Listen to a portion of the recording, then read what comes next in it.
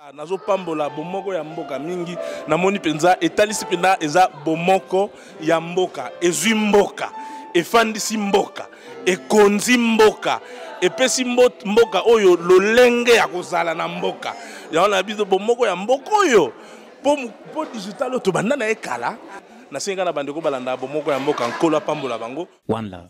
So nagi chanteur te to musicien te so nagi chanteur te to musicien te ta côté moko bat bazo sepela nango donc yango faut to kumisa musique yango alobaka aso esinga na changer musique na boulot nyonso tout na oboya pozo kotisa ebele bazolinga batika ba collègue na yo hein. Non, je ne pense pas. Non, je ne pense pas. Mon gars, dans sa musique, il y a eu pendant beaucoup de ça, par passion. C'est-à-dire musique, il y a eu le mot on a dans le bas. So na chanteur, to musicien, n'habite sur dans ça ni. Mais passion na pe belé ba passionné. Mais na poto et belé ba peinture et belé ba changer ba boulot. Pour ce quota peut-être on dit mais quelque part sur les quota. To fini tes réalité. Un jour. Il comptera un jour. Il comptera un jour. Voilà. Et alors, États-Unis semble-t-il que vous avez en décembre. Non, États-Unis, nous avons un compte mais l'année prochaine, donc, tu vas tourner pour 10 ans de carrière. Et totalisé, donc, ça fait 10 ans que je roule en mode cavalier solitaire, la carrière solo. Donc, nous avons signé un contrat, nous avons mis un bateau, un voyage. Nous avons dit que ça fait 10 ans à voyager quoi. Ça dit nous avons battu na ba vie zo mata zo quoi et puis zo chicon ya na chicon j'espère. Maramutu 10 ans donc faut to kumisa ko nzambe et puis to remercier ba to ba soutenir biso durant 10 ans na surtout donc to kene ba mboka nyoso tout oyo ba fungula biso ba porte to kota po to sepelisa bango. Donc évidemment to banana na kin tant mususu tourner mo penza ya munene wa ba show ba concert karaté ba show que vraiment show à Gaillard. Donc on a 2016. 2016, tu vas entendre tous les 31, tu vas disco tourner, tac, tac, tac, tac, tac. Et puis tu vas aux États-Unis l'année prochaine, grosse tournée, date à miné, parce que proposition là déjà. Et après on a tu vas en Europe, côté Moussoussou, Amérique du Sud, tu vas en Australie, tu vas tourner il y a 1 an. C'est-à-dire tu vas en Moussoussou, vite fait, tu vas vraiment tourner à 10 ans, parce que c'est pas rien, 10 ans. Moi, quand tu es banamiqué, mon grand frère, vieux Moussoubanov était 10 ans à carrière, à 10 ans à groupe. Il y a eu quelque chose. Donc, grâce que 10 ans et l'année prochaine, avec succès. Donc, au bêta concert, au Simba, au Zomim Sabanzembo, au Bazo Sepelanango, au Boyango Troté, au Zobeta. Et puis, à 10 ans, on a surtout. Nzambe a sali grâce que na rata tam sou concert au voisa bienté voix ka ya bienté tam sou 2 concerts na Brazzaville je crois et puis na Matadi. Mais wana nyo surtout nzambe a sala grâce que toujours en bonne santé ataku to moi malade mais performance ba sepeli batu ba yib sepeli au remplir contrat batu. Donc il y a vraiment le moko ya monene donc ya wana fona sa tourner monene na remercier ba fanatique nyoso tout ba soutenir na bamboka nyoso pour na show ya kitoko. Je dis bien concert, ça dit show, ça dit bah vrai spectacle quoi. Voilà. 10 ans de carrière, fallait pour pas comprendre que tu n'as jamais connu des épines, hein? Parce que ça, bah jeune POyo, bazo banda carrière sika, bah jeune collègue, bah jeune frère nayo, oh lelo, bazo bunda de leurs propres ailes, mais ils se disent mais toro pumbondenge ni ça ne tient pas. Est-ce que fallait tant s'engager qui est moko lo que voilà, na kesiko na kesa maramnanga, na ndenge mise en disponibilité. Fallait pour pas tu n'as connu que donc de roses, de roses, de roses, de roses. Non, détrompe-toi ma sœur. Oui, biso et on a le bac on a un mental fort et puis na mutu na gagnant et puis na so nzamba lobi atie loboko na e pamba tokutana ba côté mususu kenda ba concert ba producteur ba sali biso mo aventure boko mpe côté mususu temps mususu bokei concert ezalaki publicité bien té batupé ebelete to tout un peu va compter mususu na kati avion turbulence de fou on dirait bongo kwea et ba jour mususu ezala penza ki na beta na ye côté mo boy na pesi exemple na Brazzaville stade plein mais voix ezate kei parce que grippé na kena na Matadi concert bato ebele mais voix eza te tokutana mambo ebele mais sauf que nazala toujours reconnaissant na bénédiction oyo nzambe apesa ngai ozomona yango naloba yango nana eloko moko naloba na album na ngai eya na oloba na je suis tellement fort que les faibles pensent que j'ai des gris ozo comprendre donc ça dit na tellement fort que ba faible ba boulé na ba plan ozo comprendre donc plaisir na ngote donc ça dit libre arbitre pe comme album eya mon amta boulé ndenga lingi rien à foutre problème ya ndenge nini eza ke nzambe so apamboli mutu so batu ba oya telaka nga ba conspiration nini batu basala pona ngate ba internet ba internaute batu ba ça dit ba inventer langa makambo ndenge na ndenge tiens tiko mikolo ba inventer langa ba faire mais nzambe le kwa lobi ke oza choix na ya salaki ke eza étoile na yo mutu ba ba sala mamoni ate mais sauf que ndeko na ngai photo ebisa batu nana boduga moni nga na bana musique vers les années 80 ndetro ba 91 92 toujours ba galo to ina orchestre mo to galera fort ba biso to on a vécu nde balobara ça dit que son un rappeur na ngala ba mamba loba parce que biso to galera de 91 à 99 ba galère ya osakanate bobeta ba ndule bokenda ba répétition de 8h à 13h na ba Saint-Jean-Baptiste wana yango temps nazaki moi chikwa mukie na ba il faut na répandre ba ban wana o école wana parce que niveau to no répéter lango wana il fallait na offrir bango 100 ban wana et puis faut to bandela ngo sous puis to répandre ba couleur parce que ton no wana na 8h ti 13h to répéter puis après to kei toujours répéter sous donc tu répétais tu galéras tu beta ba concert banda tu beta ba makolo banda bandal ti kauka dans le autre oui il y a voilà justement moni lelo ba génération ya lelo na lobango génération ya suka o galera na musique sérieusement j'ai envie de dire sérieusement et à génération na biso parce que biso to lagi bo na peso exemple na bo beta bo répéter à 8h 13h na ba école boke bozongi bo laver boke management to benga mudungo luka mbato luka basket ozongi 18h boye répétition ti 22h bo répéter à mi colonio surtout na espoir que bo ça l'album na espoir peut-être que bo beta concert mais bo répéter à kaka bo répéter tam sous concert mais no beta enlever le rideau tam si à quartier latin ou ya wenge tonine na ba jour moko ba organiser concert mo na kauka wana ba mettre ma dova ba orchestre na ba mo ya kauka kuna biso to beta makolo bandal ti kauka to si to beti concert na ba 5h pe biso na pas tenge ti bandal.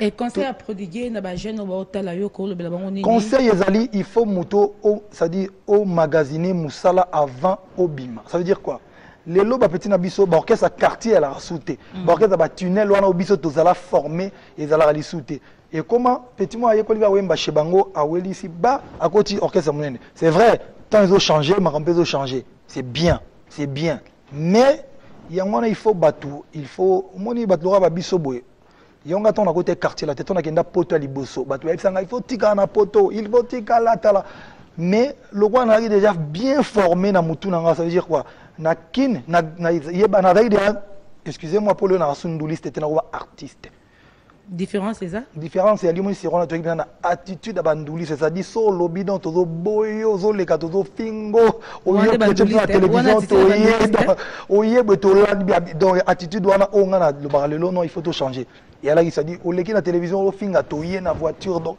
ba polémique wana donc toi là qui bizarre bandal taga bandal o ba vient solo ba ki ba na kuta dernièrement ingénieur abi petit so ay ça dit ton no benga glace muta pio mboto bete ben koko talibo desani donc ba makambona tout tozaki nango déjà mais na sima nango toi là qui tozo répéter trop faut comprendre donc les lots makambo changer certes mais babilo kona siko bako galéron et ando pesa biso vision yi moko un jour on a yebana un jour on a ça la succès un jour on a reconnu ba yebanga donc tant on a côté quartier la tête ke poto soué na ngela yi boso to zonga mbangu na la kisaba ketch ba voiture ba bijou bilamba et puis na ko master na kine donc na roki maté yango moni ke sala biso c'est rona le ba petit la tam so akeka poto moko enta tout la muisi et ba ina nous venant de liste été à galérer des peines trop té chance moi comica que poto tac bon voilà après donc voilà surtout les générations na biso penza o ya biso to betana ba orchestre moi c'est ma to kotina ba groupe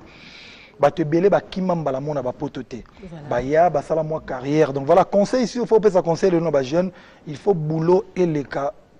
Et puis rêve nayo, il faut si moi aussi m'en so musale ali rêve nayo aussi m'en faut dans la détermination. Voilà, fallait pour pas éviter dans le cadre de la question dans parcours non ba succès au sala. Est-ce que ce côté na ba coca jambe pe na ba collègue no artiste que auquel ou kakop mo boyo qui pa que non vieux moro qui ngani orchestre boy a Chelio Libaya surtout tout nango parce que za makambo oyo ezo continuer ko salama ba collègue no artiste ba mo nango a Chelio Libaya place mo boy vieux pa Chelio Libaya petit pa Chelio Libaya a quel ou kakop mo boy a côté déjà via sa sota qui comme côté na carte d'ambassade donc que tu la pendant moto coup de petit na carte d'ambassade est-ce que yo sokuta nango pe na musique na biso ba vieux ba collègue ba otalao en tout cas nalinga penza ko accuser ba tuboité mais bon moni wana eza nango yaka na musique te ya congolais deux attitudes na biso ba congolais ça dit congolais a préféré naé turc to ukrainien mo boire réussir na vie qui ne connaît congolais parce que son ne connaît congolais sur mon des dérangé or yanga lo bara place ya munene pona batunyo surtout to comme ata 27 stars na Congo a to teka album to za na ba jet to voyageaka et il y a près je crois plus d'11 millions d'habitants na Kin près de 80 millions d'habitants na Congo donc les États-Unis alors au moins na New York quand on a bas Jay-Z bazali ba Puff Daddy bazali Puff Daddy mi benga King of New York Jay-Z mi benga ba B.I.G bazali donc tu bazali belé biso nde tout monde on dit pour yo zo place à mutu faut mutu kufa pour ça succès c'est des conneries donc bah tu faut pas comprendre que place est belé mutu rosa star na bandal rosa star na ngiringiri rosa star na lemba rosa star ça dit place est munene totika ko boulé que soki mutu avant yo ça la succès il faut mutu kufa pour la place naïe. Non. Ça dit, on a battu utopiste dans le bango. Parce que, soyez mouta par exemple, bateau barasika, ya okanisa ke, ba viewana, to batouana, n'a fone au pile bango. Mais est-ce que bango ba olala? Tant yo au saboulot, de ba olala ba zelo. Net bateau roi biso na lala après batutu, na la mouka avant batutu. Langage wana artiste balignon. Ils ont choqué ba. Non, et choqué. Et la xinine. Moutonyo surtout à d'autres travailler. Na par exemple mon cousin vient na quadra les lois ont un 40e album naé il y a succès et puis ana age bobi age nango mais azo bimisa album tu les lots abimisi selfie yo mozo mona batu tout d'accord ça veut dire qu'il est donc voilà là c'est que bison de toi boy il faut donc travailler pour tomber aux place na pour ça ba succès aux ba l'art évidemment chicon c'est important mais batu muso peut faut travailler batu peut boya c'est qu'il faut travailler batu bazala peut travailler en gros là c'est que Congolais qui jalousie moninga nae que il faut moninga kufa pour na za place nae parce que yo mo za la choquer ça dit moni sonne ti mutola ndenga la bino ba anga boduga penza ndena oya boy il faut penda donc boduga asala su émission tengani na comme la place boduga parce que so yo bando sa émission okoki ko za place boduga te ezala yo contre yo moko aveso rosala comme est-ce que ba souci anga vraiment fait ba kanga la kisi anga vraiment nzambe salinga boy pona nini tout ça mais nzambe azomona Fally Ipupa près de 10 ans donc to le ba que année prochaine et que ça 10 ans et ça l'engagement le ba trop on peut ça exemple trop boduga ba nigérien talande ba se soutenaka talande ba linganaka mais Fally preuve d'amour nini oyo so sala 10 ans aux okokisa l'année prochaine preuve d'amour ni oyo so sala envers collègue nao oh peut que non au fond là ta collègue non porte au coach là ta collègue non moi les solo mo boye yo oso laksa bolingo na nani bolingo nini yo so laksa na ba collègue na 10 ans Fally Ipupa olobela ngo mingi. Bon c'est vrai que na monopole ya roza mutu malamu te encore moins na ngaite mutu na bonga koleka batutu encore moins ngaite mutu nazali na ba porte nyoso tu ya kufungwama pona batu aux clé à réussite. Mais et là on a kolobaka moko balobaso liboka gauche et pesi droite et baté hein mais dans le bassin tanga ba kombonga na sina zo ba passeport ya artiste congolais monsieur si bango bon to facilité yendeko to ton ambassade boza visa wana na émission na sina zwa bandeko musu na ebisi bango non bon on a besoin de quoi OK ndengeni on a contact ndeko tel parce que on a besoin de la production bon on a un numéro n'était beau Luka Boye Naza par exemple bon to tchaka ya mukuse on a goûté na ngolo bango te parce que le label ba droit vient sur lambio to produire lambio mutu le roi Eric Touti to produire ye single na ye ah bon to comprendre Eric Touti a mis un single na ye lelo et a produit par F Victime na kanga bilo rebele bele na salate mais ndeko nanga dis-toi que on doit pas sa force master nanga famille nanga ndeko nanga chez Lamputu et ça faisait très longtemps à longa il y a une scène sous parce que préparer album ni au monique na senga ki na bengi respectueusement na psende ko yaka toyemba tout ça na salango nga na sala ba featuring peut-être na bato belé na Congo atam suko le artiste congolais nyonso na sala featuring na bato belé ngai so na bina ndutanga ba fait Al Pacino ba Bendo je crois na sala na bato belé c'est le donc voilà donc voilà na sala ba featuring na bato belé et l'équipe a 5 déjà donc il a dit que na égoïste était Nazali et puis pourquoi on a the last man standing c'est-à-dire il y a un mabete na principe ya ki mobali cité na lobaka tant lobaka on libosia ki mobali faut mutu mazwa ba décision il y en a marre na telemi avant na sa album na 2006 batu bando sa album mais mutu ta betaka ba Olympia ba Zénith ba nini na album na e de batano sal basali album et simité mangu tok tok na porte mo orchestre munene pardon na ku façon na tikali koto na ko tata na orchestre munene seul mutu oya bima banda longwa abima na porte à quartier latin à côté orchestre musu nga ça dit mutu muka futanga mbongo na musique na carrière nanga ya Koffi Olomide siko tuna batu combien de zabongo ils ont heure pour nayo et pour na bato ba kenda na ba bazo continuer kozonga ozo penser que zanine non, non, tu es déshonneur. Tu es déshonneur. Pourquoi on a dit last man standing? Ça veut dire quoi? Décisif.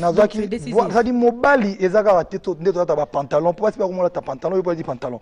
Ezaka na mbangu nanze mona imba kala ya masanga mobo. Donc mobali eza muto azwaka y en a marre na ba décision. Et puis mobali eza muto yo a revenir na parole na ye. Ça veut dire quoi? Banda na loba na 2006 makambo na lobaka. Si le long on a changé, makambo na lobaka droit chemin, il faut tout ça la boyer, to kofinga te, to ko ça la boyer te, muto yo, so muto alinga na ne bien, muto nazo sentir yete, a vrai te to solo la te, et bongo. Mais combien de bateaux yo yebi à la Congo? To ko bando la bango, c'est-à-dire rétro, c'est-à-dire toute la émission na bango. O ka finga ki tamsu na juillet à Bondeli, na janvier ne ko na zongi, avec batina nga na mars a changé maloba, na juin en fait, comme ça les cas. Seul muto ya le loba, to finga raté o sa carrière sans ko finga, comme on est fallu. To ça la raboye. Donc yango na loba ba jeune o ba Holanda exemple nanga. Bon ça attention et logo moko mobile il faut avoir la parole maintenant en 2006 on a aussi l'album nanga mise en disponibilité parce que j'estime qu'il y a un niveau vient nanga mo pas droit chemin mais respect ti lelo parole on les aura toujours respect au moins on n'a jamais émission moko na finga qui est si manazongi sous après donc on a des noko. Donc, en gros, bande qu'on n'a pas choqué, on était dans le bagage après tout le monde, dans la après tout le monde, avant tout le monde. Ils ont dit que la façon où le bango est que il faut tout travailler parce que compétition est ali. Ataka pour na bisoté.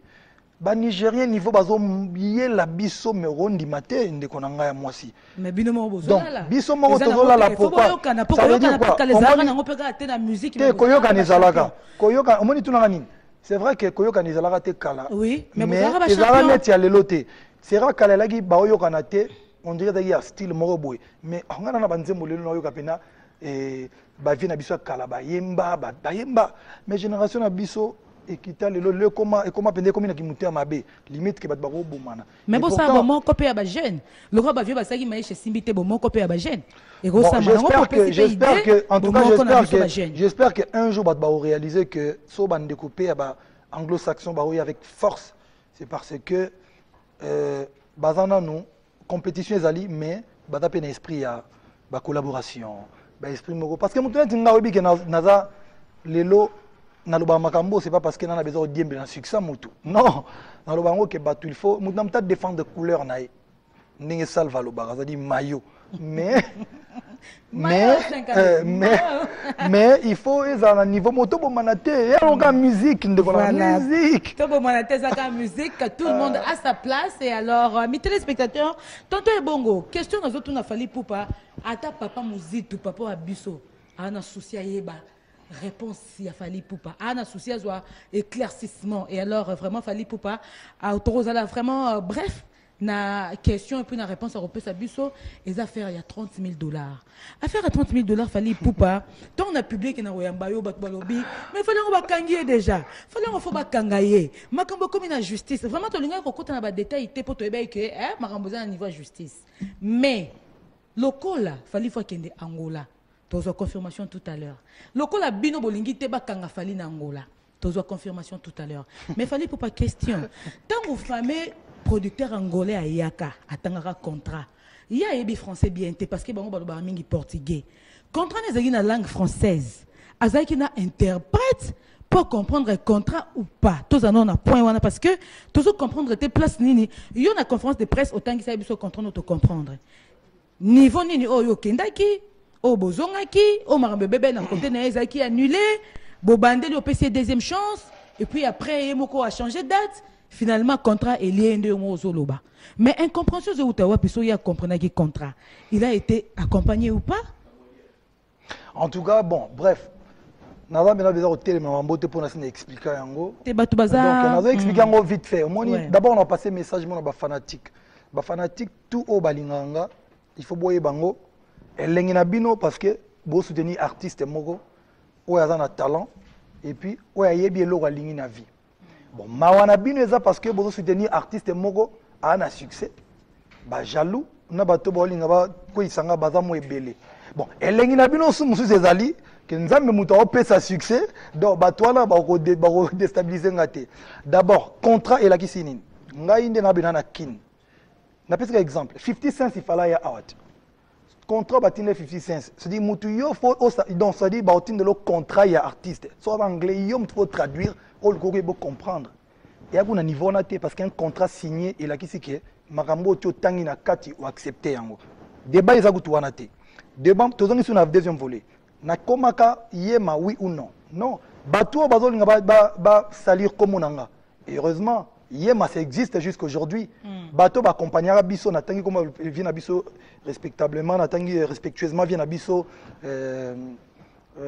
Jean-Marie Moulata Moutazwa biso na hôtel atika biso tina yema. Il vit jusqu'aujourd'hui azala awa azala ti lelo na parlement. Mutu oyo azalaka mukonzi ya deuxième na frontière. Auta otinda message na numéro nezali dans le biboti ko salir comme ba fali parce que ngana azalaka na fali na yema. Soki problème bo benganga ba doazali. Deuxième esala papier que to komara de 10h titolongwe 16h. Na contrat et lobby boy. Soki mutu contrat, on dit contrat, soit bateau va condamner ngai. Baloba, soit tout mon sas connaît amateur, vrai amateur alors. Toi qui n'as pas un concert sans contrat. Ça veut dire que sans contrat et sans contrat, n'a pas million bon, n'a pas bêti tes assoutés. Parce que soit tu signé contrat, il a dit que contraire n'a pas clause. Mais la clause à contrat, il faut respecter les deux côtés. Mais lui, les messieurs n'arrivent pas à comprendre ou comment. Comme tu as un niveau de problème, c'est niveau de toi, nous avons besoin de le monsieur à comprendre ou pas. Makambouane le cas en 2011. Et puis, Bamba 2011, il est en Angola plus de 4 fois. L'année dernière, il est en Angola. Nabeta Pena Kabinda. Image Ezali. Invité par gouvernorat na Bango. Na Kabinda. C'est-à-dire que nous avons escroqué à Kabinda. Bon, c'est la coupe à la loi d'Athènes. Nous avons na Angola na loi na gouvernorat. Na beta qui l'année dernière. Tu beta kuna bat c'est la fort. Et puis tu beta qui na Mbanza Congo. Tu beta qui na loi na so 2 fois. Et là, c'est Angola, baloba Angola. So il y a escroquage qui mutumbongo. Il fait pas kangane na beta ituana. Na qu'est-ce qu'on plus loin? Contrat et lobbying. Contrat au biso on a tambola nango. Ata on a kina nango ba Benin, ba Mali, auto kina nango su Angola, on a kina nango États-Unis no monana. Na contrat nanga c'est à prendre ou à laisser. Contrat on est le barani. Ce qui au pessinga avant de déplacer faut être 75% du 75% yambongo. Et avant tout comme en mboko il faut autorober, il faut être 25% de tigala. Pourquoi? Parce que quand c'est dans la carrière, on a un producteur qui est escroquant. On a au Cameroun dernièrement. On a eu confiance. On a 20 000 euros dans les télévision. On a eu Cameroun, on a eu 2 fois. On a eu Benin, on a producteur qui a un musicien, on a un billet, on a un hôtel. Angola, on a un producteur qui a un bon. Mais dans les télévision, 30 000 $, encore une fois. Et un bon mouquette. Et ma soeur, mais si on a bien besoin de 30 000 $, on a besoin de lobby après lobby. Trop comment? Donc, il y a escroqué 30 000 $. Donc, il y a un producteur un contrat où il va d'abord benganga. c'est-à-dire so otangi ba forcer qui est mututé c'est apprendre où aller c'est na kati kuna balobi sauf catastrophe naturelle nde toko bandela concert ou ba gozongi selombo mais soki nga na sina se déplacer na comité na place ya concert ou na longwenda kunanga na zo kende concert soki yo producteur oki ko assumer tes responsabilités na yo avance na yo pesaki et que yo fele pourquoi que yo fele parce que je ne suis pas un aventurier ou avant daka anelo rosalate tangu to kale no date yeba ke batu musuba ko zo pe date wana ngaza manque à gagner na mais bato ba condamner biso tangu ba ministre ba président ba payer salaire ba contrat na ba mbonga ba respecter angote donc biso ba musicien to le côté to respecter contrat non na okene Angola lisusu na obeta les 10 na les 11 producteur ya Angola azalia avant no producteur ya Angola aya avant na ngina lo babol lelo enfin ba détracteur nanga ba comprendre que omoni ngana mtu mo zen ba tie ba biloko na internet na ba chaîne ba lobio fali boye 150 000 $, ou je sais pas quoi là. Est-ce que j'ai l'air ya muto ba kangi na prison? Non. Mais ba dozo ba que justice c'est Kati Likambo, est-ce que justice c'est enfin justice c'est Kati Likambo. Balobi ndeka na bandoloba. Na ko za jamais na tort parce que na longwa na kenda tiyema. Tu es acquitté Fali, tu n'es pas condamné. Na condamné te yoko na bisayo. Naza acquitté na maramunyo so chez notre tout baloba ki na voilà boy na boy. Naza acquitté parce que de toute façon no banga ngoti na be que so ina obina tang mukono loba na tanga parce que na tanga na te. Na tanga ba contrat, na tanga ba papier tout déjà mais sala ndeto suka ba bus ya musala. Donc ngamo ce qu'on a décidé, na sala ba tout plaisir. Loko là ce qu'on a gagné naza acquitté. Ah bon? Bonne nouvelle. Yoka. Donc il a signé $30 000 wana. Bon voté. Nana kabela mutu $30 000, ça dit mutwana Joanna. Hein? Na o kabele ce $30 000 parce qu'il a gagné. Ça va bien en sous ça dit na o kabele $30 000 parce que j'ai compris que a vraiment a besoin kanji. Donc na o kabele $30 000. Nana kabele $30 000, ça dit bateau c'est quand il fallait ça je mourrai à vote. Non ça non tu as deux choix parce que na mutu moro bien. Nana zo $30 000 wana na chango na ba œuvre humanitaire net fondation ali to bimisi ba mwana ba hôpital to ke chama ina kisenso to sali parce que $30 000 wana ils belé na moni nga mutu mwana ngolo ba mambwana te ba mono ndié tozo cracher sur $30 000 eza ebelé mais sikoyo na ozo $30 000 soit na bois qui on a œuvre to bimisi ba mama na hôpital ba hôpital to ke na kizela to ke na kisenso to che forage na lokola 70 000 ngamo na $30 000 nana kabela joana $30 000 ba to voter ba vote na bino suka dimanche oyo ba voter plus so ba lobi que to non fallait vraiment tala kaka kabela joana $30 000 na numéro la bino grave est-ce que ba voter ka na numéro la ba voter siko ba voter siko so ba to ba lobi que kabela joana $30 000 en enfin le roi ba moni ko gagner pour ba comprendre que parce que ba mauvaise langue ba no ka so fallait zongi saka mbongo bon na ça bino plaisir na rozongi sa te parce que na zwaki mbonga ba tuté na yibaki te de le roi a gagné nazo kabela mutango $30 000 na comprendre que ndeko nanga africain a on a problème a besoin bon nazo kabela $30 000 wana batu bo voter nana kabela e na to chango ndeto zo aider batu parce que na to chango c'était yo voter alors ce qui mutwana avait besoin de $30 000 wana après ça batu ne tout ba derrière hier ou à la bon ba 10% ba 1000 soit à gagner ba voter les mangu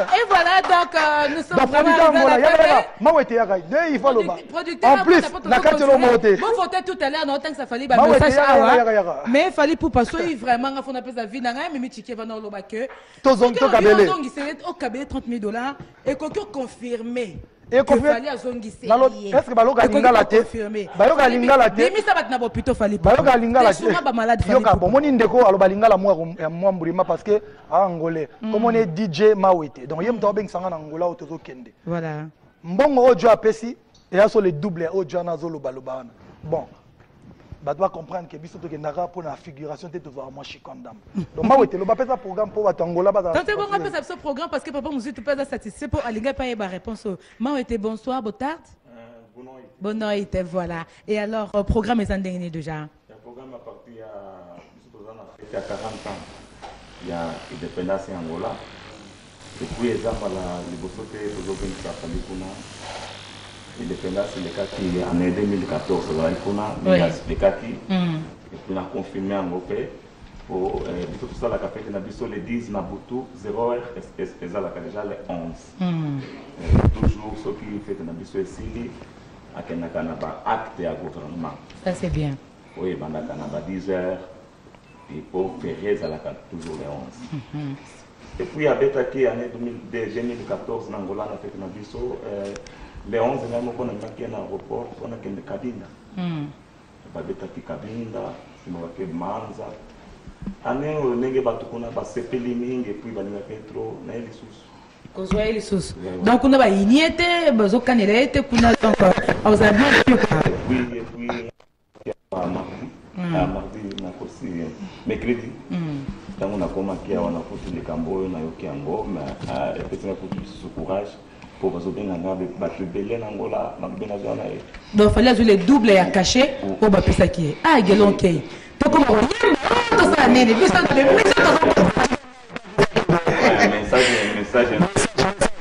la professeur.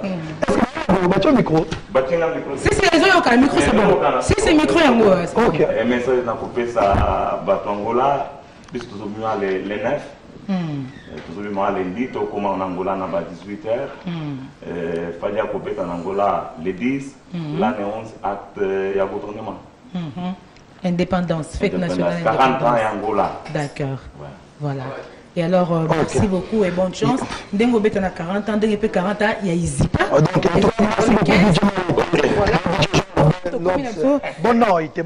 Déjà Nasuka et alors Guélon. Donc 40 ans, il y a Izipapé, donc tu as invité Tournia Takuna les 15.